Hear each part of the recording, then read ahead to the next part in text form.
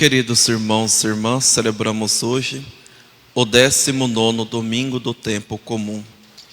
E nesse domingo a liturgia continua a mesma temática que nós começamos a ouvir no domingo passado, que trata-se sobre o uso dos bens terrenos e a salvação da nossa alma.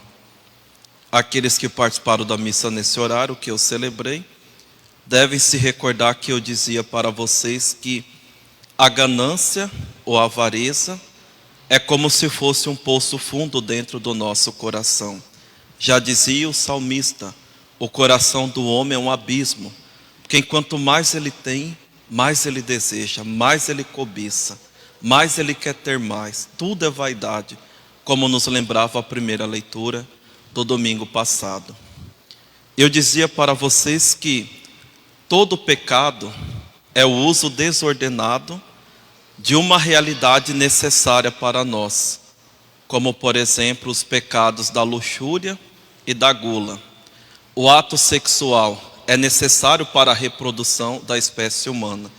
Porém, a partir do momento que o ser humano usa do ato sexual para se satisfazer pessoalmente, para comércio, para outra finalidade, é o momento que deixa de ser algo legal e se torna justamente um pecado por causa da desordem.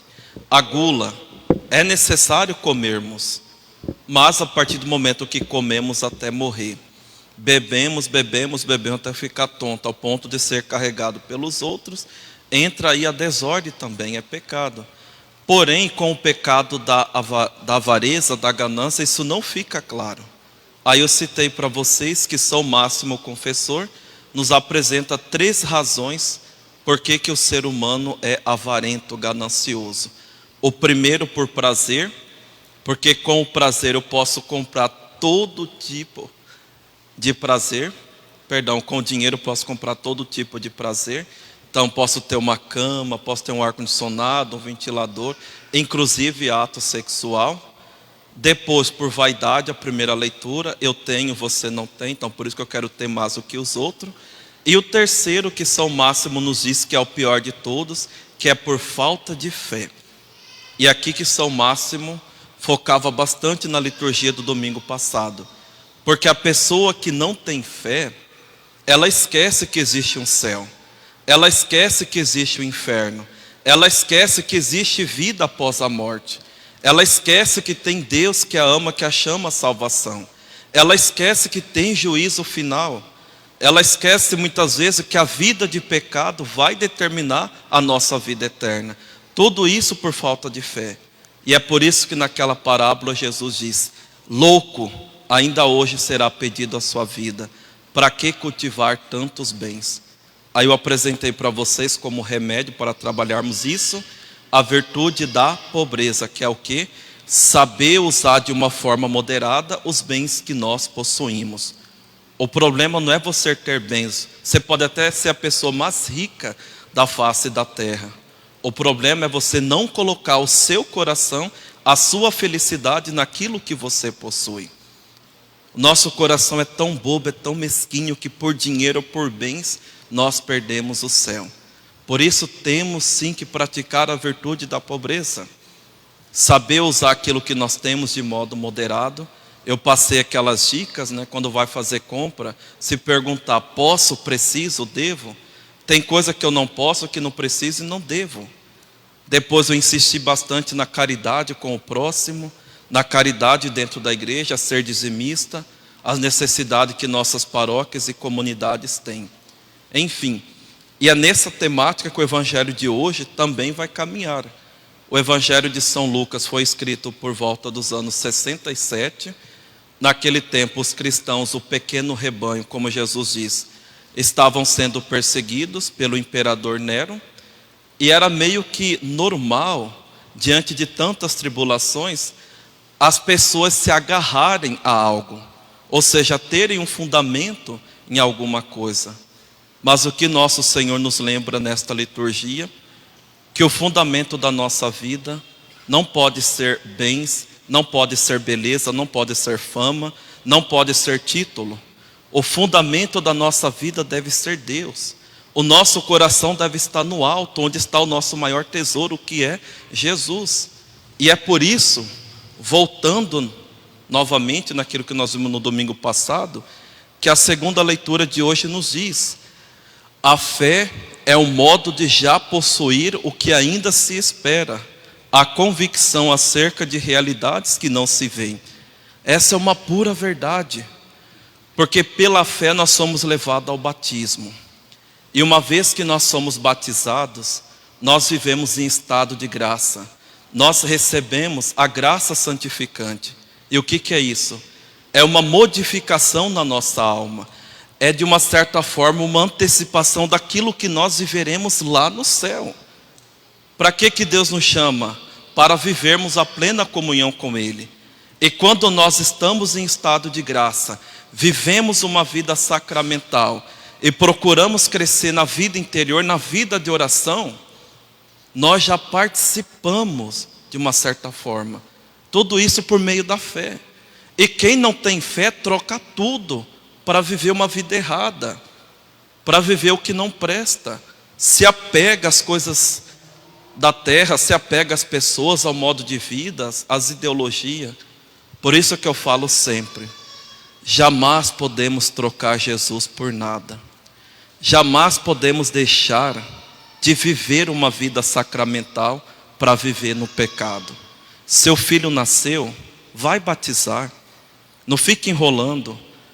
Não fica aí procurando para ser padrinho amigos que muitas vezes nem têm uma vida regular dentro da igreja, não tem o sacramento da crisma, não é casado.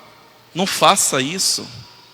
Procura lá uma pessoa que segue esses critérios da igreja, mas batiza.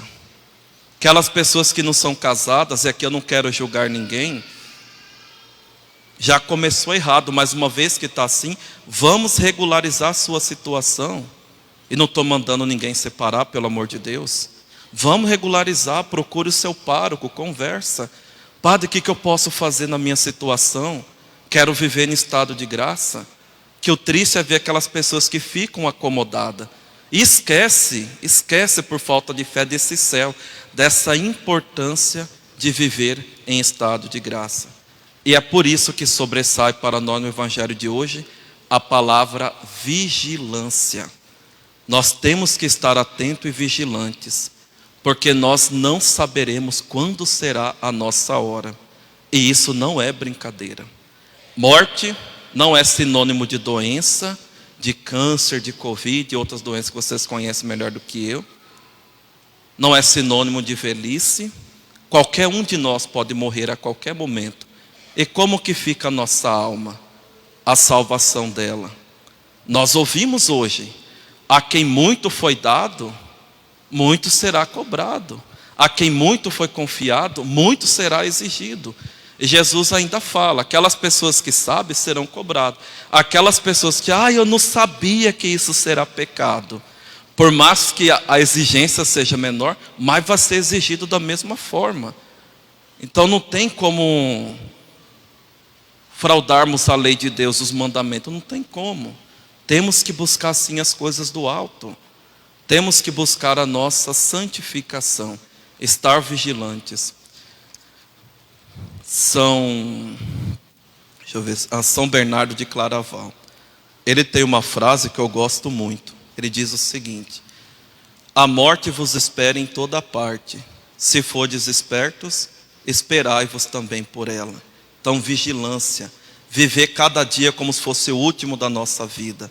Aquilo que nós temos para fazer, que é o certo, que é fazer a vontade de Deus, regularizarmos a nossa vida, não deixarmos para amanhã. Amanhã pode ser tarde demais. Hoje eu citei uma história, aí uma família me contou uma outra história, então agora eu vou mudar a história, né? Um menino que havia feito a primeira comunhão, e ele aprendeu a importância de não cometer pecado grave. E no dia da sua primeira comunhão ele disse que ele jamais deitaria à noite, caso ele estivesse em pecado grave, sem se confessar. Um dia ele cometeu um pecado grave. E devido à ocasião, ele queria deixar a confissão para o dia seguinte. Aí depois ele se recordou: mas eu prometi para Jesus não dormia em pecado grave. E assim ele foi até a igreja, procurou o padre, confessou seus pecados e voltou. A mãe perguntou: o que você está? Vai. Fui na igreja, tinha cometido um pecado grave e fui lá confessar. Depois, o dia amanheceu, ele não tinha aula, a mãe não se preocupou. Depois a mãe o chamava, a mãe o chamava, a mãe o chamava. Quando a mãe entrou dentro do quarto, um pouco antes do almoço, o menino estava frio. Ele tinha acabado de falecer. Aí vem a pergunta, né? E se ele não tivesse feito aquela confissão? Então temos que estar vigilantes. Jamais deixarmos as coisas do céu para amanhã. Porque nessa vida tudo passa, a nossa carreira, o nosso ministério, o nosso trabalho, as amizades, famílias, tudo vai passar. Mas a vida eterna não passa, é eterna, seja o céu ou seja o inferno. São Gregório nos diz: só crê de verdade aquele que pratica o que crê. Forte isso, né? Que católico que nós somos, né? Que não temos a coragem de viver aquilo que é o essencial da nossa fé. Diz Santo Agostinho: vela com o coração, vela com a fé, com a caridade, com as obras. Prepara as lâmpadas, cuide de que não se apaguem. Alimenta-as com azeite interior de uma reta consciência. Permanece unido ao esposo pelo amor, para que ele te introduza na sala do banquete, onde está a tua lâmpada, nunca se extinguirá, nunca se apagará. Portanto, meus irmãos e minhas irmãs, pela fé, nós somos convidados a vivermos ela e vivermos profundamente unidos a Jesus, uma vida reta, conforme a sua vontade. Nós somos humanos, somos fracos, nós caímos, e isso é verdade, mas isso não é justificativa para vivermos no pecado. Deus faz a parte dele, mas Ele espera que nós também façamos a nossa parte. Portanto, vamos pedir nessa Santa Missa a Jesus que Ele aumente a nossa fé, para que uma vez vivendo a nossa fé, que saibamos buscar o tesouro mais precioso da nossa vida, que é Jesus. Louvado seja nosso Senhor Jesus Cristo.